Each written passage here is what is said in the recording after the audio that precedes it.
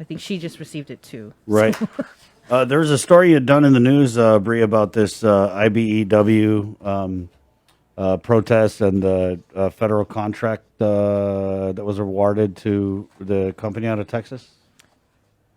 Yeah, Invicta Defense LLC, based out of Fort Worth, and there's a protest, I believe, being held as we speak Right, at yeah. Anderson Air Force Base. Yes, and so we're going to actually go out where we have standing by Ken Laguatnia, who's the union rep for the IBEW. As we're hearing, Ken, and I know we talked to you yesterday, that dozens are losing their jobs in this federal contract changeover. Good morning, Ken. Good morning. So I know I spoke with you yesterday afternoon, and so basically, guys, what happened here is these guys used to be with DCSP 21. They had a collective bargaining agreement as part of the IBEW union membership, and so that contract ended, and it was awarded to what's it again? Invictus, a company out of Texas. And so, Ken, we'll just start there. There's a whole process, right? When you guys have an agreement with the company and the feds award a new agreement, what type of consideration is supposed to be given to employees of the outgoing company, especially with a bargaining agreement in place with the union and the company?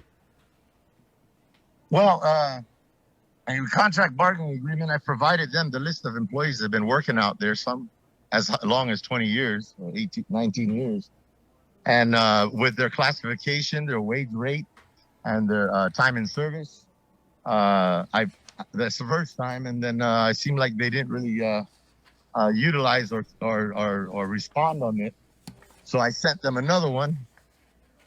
And then we were sending emails back and forth. And I even have an email that, they said that they're going to follow Article 10, which is the seniority in there. So the ones that they select, if they need, 5 of this and 5 of that, and there's 10 of each, they'll pick the most 5 senior of the 10 of each one. And of course, the most senior is the most qualified and the most experienced. It's not rocket science here. We're talking about material coordinator, supply tech, mechanics, heavy and light, just PCCs, all that other stuff. Unless they know they got problems or they didn't fulfill a certain requirement, they can justify it. And I asked for justification of why they wouldn't do that. So they led me to believe that that's what they were going to do. However, to my surprise, they offered offer letters and did not let us know anything. And then the members were shooting offer letters to us, and those that weren't getting offer letters were really upset. A lot of them, like 10 to 18 years of experience, said weren't told anything, and a reason why they didn't get an offer letter. And the ones that got offer letters were told to keep it hush-hush. So I turned it to RFI. And I also, a couple days later, work days later, I filed a ULP, unfair labor practice, because they didn't work with us. And they selected, because the list that they gave me of names and classifications that they hired were not according to Article X, which is seniority. And no explanation of why they didn't select the people that are seniority. All they did was send me names and the positions that they were offered, because obviously I knew who was offered what because the members were telling me. They wouldn't tell me anything after that. So Ken, just on a technical, Ken, I'm sorry. Can you pull your phone back so we could see your face? Oh, I'm sorry. Yeah, because you're a handsome guy. So there you go. We're roadside, that's why. Right on. Yeah. And I can't barely hear you from the road noise. So I see you guys have a bunch of employees there. How many? Yeah, how many are there? Yeah, go ahead. Well, we had more earlier, but some of them got to go to work. just about 90% of my essential workers work at 7:30. Some of these guys here are ones that are not obviously didn't get offered employment, and got a couple GFTs that are supporting us here, and then other members that took time off to come here. So How many we employees? had a pretty good turnout. How many employees were not offered employment? I don't know the number exactly, but I believe it's changed. I believe it's almost 55 at this point. Mm-hmm. Just about 55, or maybe a little bit more, maybe a couple more over. I haven't got an updated list since I filed unfair labor practice. Did you also file anything? Was that ULP, the unfair labor practice? Was that with the local DOL, Ken, or? No, this is with the National Labor Relations Board that's based in Hawaii. I filed it with them. It's our lawyers now handling it. It's ongoing. I filed because I believe that they ignored the legal bargaining agent. They didn't give us the opportunity to discuss what their plan was. I gave them the medical, dental, their life insurance, their 401k plan connection. I even told them the ASC was trying to contact them, as we always do, because I've been over 24 transitions in 10 years. Big transitions. We just transitioned the biggest contract at one time with the Navy. That was DGSP 21 down south that had up north, but they separated this contract and made it small business. And that was 600 members that I transitioned. And to date, I think there's 50 on the furlough list, maybe less, as a result of that. So that's, and we didn't even have a drop in the bucket. The problem we had here, everything was perfect. Everybody got selected the way they were supposed to select it. Those that weren't selected, that just started maybe 6 months, a year, whatever, in the position that we were a little too fat on. And they were told they're on the recall list, so they got 18 months to recall them. And it's, it's a slow process, but I'm confident because we're going to have to support this buildup. They're going to call them back. Everything was perfect. I did the housing contract with 150 members there, with from Hugosh to Wolf Creek to DBSI, and that was wonderful. I've had all the other contracts. Like I said, we had 1,000 members and 11 contracts, all on base, and it was I never had any of these problems. This disrespectful, to tell you the truth.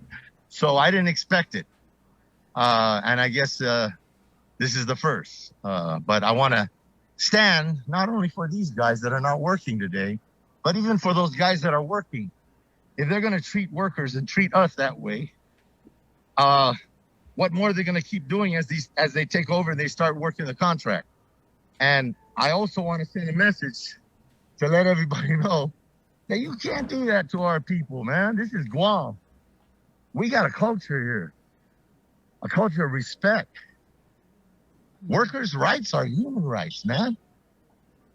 You come over here, you better respect us. I know you're coming over here for the money. That's fine. You can make Guam home. But the least you can do is be respectful.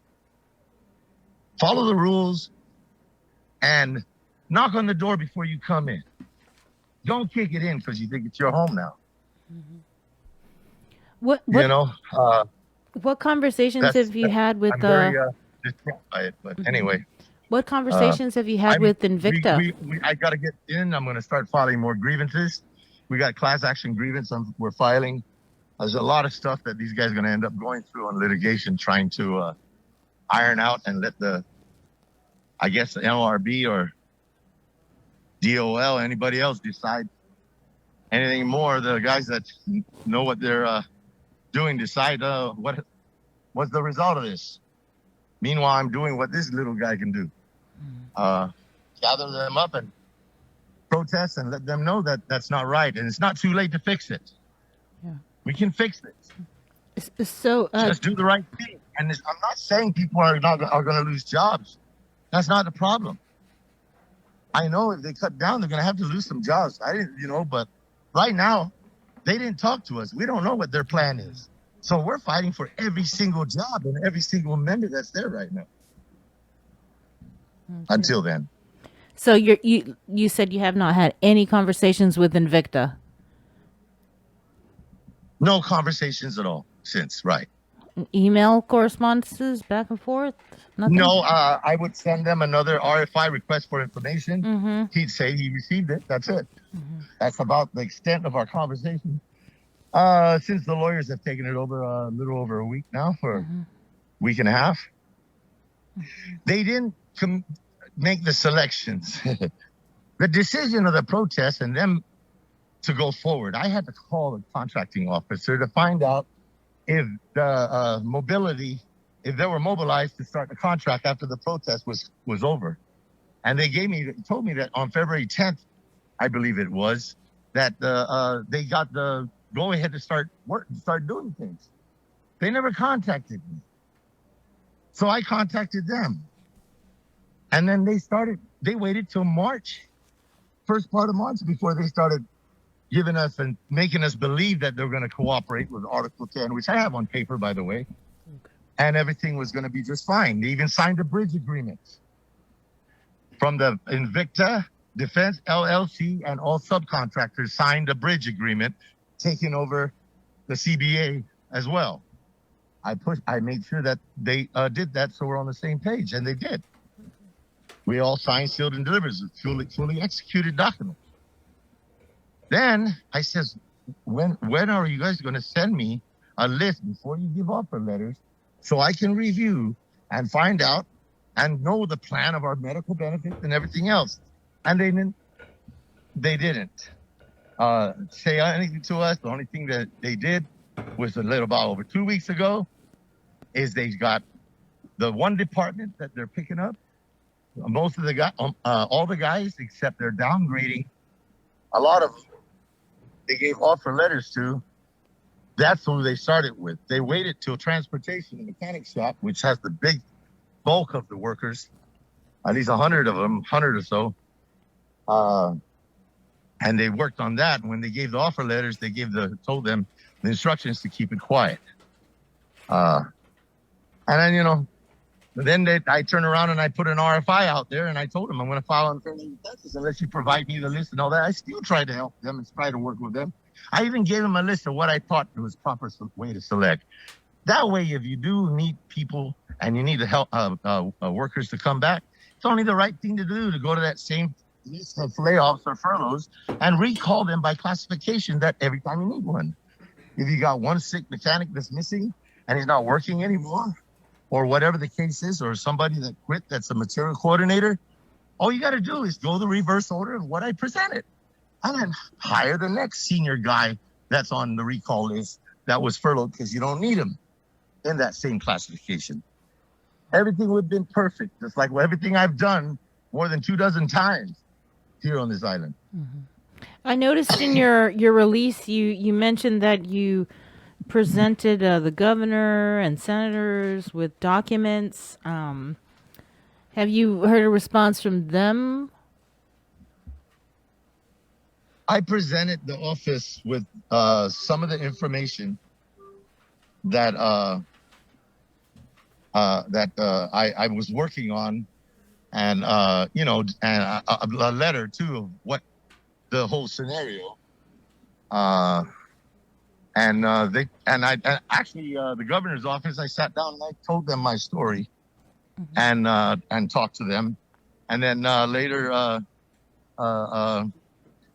they called and they asked for document. I think I sent the documents to them, and then they asked for anything else, and I sent them something else, and with all the Invicta Defense and their subcontractors, and then they. I guess they came out with their letter, and they sent the letter out. Ken, I was very appreciative that our governor is concerned about what's going on. I think everybody should be concerned of what's going on. We can't set precedents this way. It's not the way to work on Guam. I've had many phone calls. Even I had the government call me just to have clarity. And I says, no, our problem is with the way the contract's being executed. I know you said that this, Ken. You said that this is with the lawyers now. Is that going to be the remedy, or do you anticipate? Because what Invictus officially starts today, right? So, do you anticipate any? Have you given up hope that this can be resolved before it hits the NLRB or even the courts? Oh yeah, they can easily resolve this. I mean, even if they called me, and they want to fix it, and they say, okay, Ken, and then they let me into their plan. At least give me if they got anything that they're doing that they believe is right, the only humane thing is to discuss it. So that's all we were asking at first. We're not telling them how to run their business. We're telling him you can't get rid of that many workforce and still expect to do the same amount of work that's on the old contract, except there is a little bit of work out of transportation that's not in there. I know that. However, it's not 50, 60 guys worth. I don't think so. I don't know. All I know is that they haven't talked to us. Are we able to? Ken, are we selected or complied on the CBA? Are we able to see and maybe talk to some of the guys picketing over there? Excuse me? Are we able to? Can we go talk to some of the guys who are out there with you with the signs? Sure. Some of the guys are camera shy. Yeah. Well, whoever you got, I mean. And if you could just face the camera over, we'd like to see the protest. This is going on at the front gate to Anderson this morning, guys. Are you getting a lot of supportive honks out there, Ken? Yes. I'm humbled, especially by the guys that are going by. I understand our members. They got to work. People got to do what they got to do. A lot of fear of retaliation. But I got Ed Flores here, who's been out there, I think 14 years? Over 15 years as a painter. And I know other painters that were bypassed with more seniority. One was 18 years? Oh, 20 years. Jesus Christ. Anyway, you'd like to talk to Ed Flores. Yeah. He's a quiet guy. He's a good guy. And he's been working out there for a long time as an essential worker and not an explanation. That's the problem. Here you go, Chris. Thanks, Ken. Good morning, Ed. How you doing? Let's put on my mask. Hold on.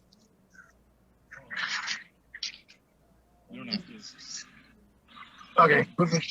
And I just wanted to kind of like add on to the point that Ken had made, where we're not talking about guys who've been working these types of jobs for 6 months to a year. We're talking about very long-term skilled workers, right? Like yourself. I mean, a painter for 18, 19 years, and these are the types of workers and the quality of workers that are being passed over, right? Yeah. Well, I myself, I'm going on 16. I'm working on 16 years, but there are guys who have been there 20 years and all that.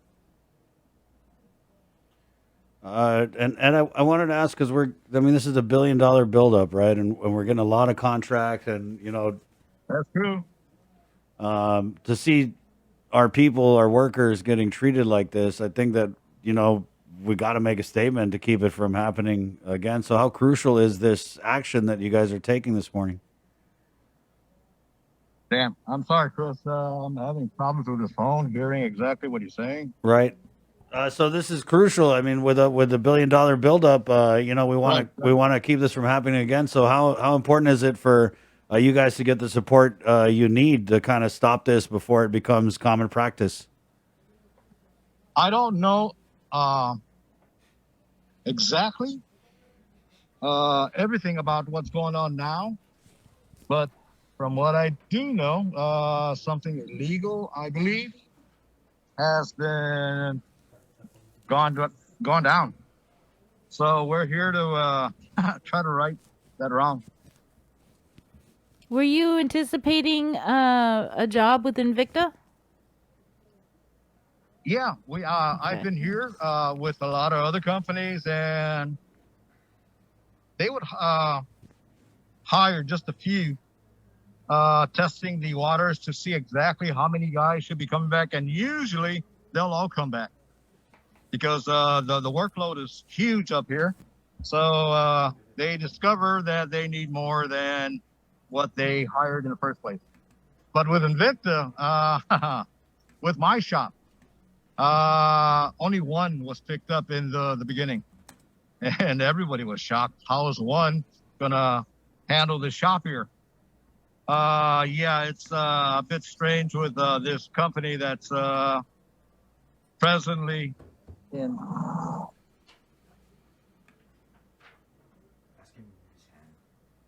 Ed, can you move your finger? Damn it. Sorry. Sorry. Yeah, okay. Man, Lenny, you guys are all handsome. That's why I want to show your face. What's your message, Ed? I want to ask, what's your message to Invicta, and then also, what's your message to the people of Guam watching this morning? I just hope they realize exactly what they've done. I hope that happens soon. And the way it looks, it reflects bad on them. There's a lot of guys out here who's been here for, like I said, decades already. And yeah, they've got family as well. And damn, I would. What do you say? I would see this thing only happening like in the States and all that. And I'm glad these companies that do come in, that have come in, they've done the right thing, especially with Ken LaGuardia representing us and all that. So it is kind of strange. We're trying to wrap our minds around what's happening now with the guidance of Ken. I hope things turn out well. Ed, if you don't mind, can you get us some video of the protesters out there? Maybe just show us them with the phone. Okay, I'm going to give this back to Ken. Thank you. He'll be there. Thank you. Right on. Ken, appreciate your time this morning. Nice talking to you guys. Okay, brother. Thank you, man. Well, going on. Anyway, yeah, let me, who's still out here? Can you send some pics too, Ken? Got to go around this big mud puddle.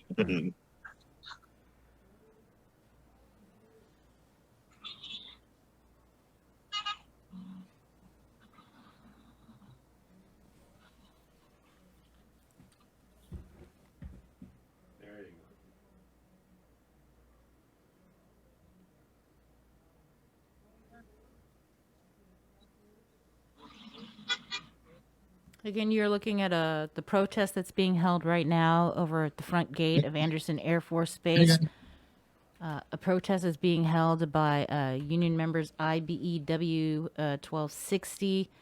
I think he said 60 people may have lost a job because of the contract Maybe I should go this way. that was awarded to Invicta Defense LLC out of Fort Worth, Hey, you guys, Texas. can you turn around and say hi? That's Ken LaGuardia. He is with the IBEW union. That stands for International Brotherhood of Electrical Workers. Right. Yeah. And the whole point of the union, right, in these cases, is the strength in numbers, and they bargain collectively as a large group of employees, so that they can, get fair wages and fair treatment from these companies. So it is really egregious that that's not happening, even with these collective bargaining agreements in place. Ken, keep us posted. I know that the governor wrote a letter. I understand also you reached out to some senators. So we definitely want to keep eyes on this. And thank you for your time this morning. I appreciate it. Thank you very much, Chris and Sabrina. Right. I appreciate it. Thank you for the time. Thank Okay. you and good luck. Adios. Viva Guam. Viva IBEW. Biba. Right on. 7:40. We'll take a break, and we're coming back with the chairman of the Chamorro Land Trust Commission, Juan Regis Jr. next at 7:39.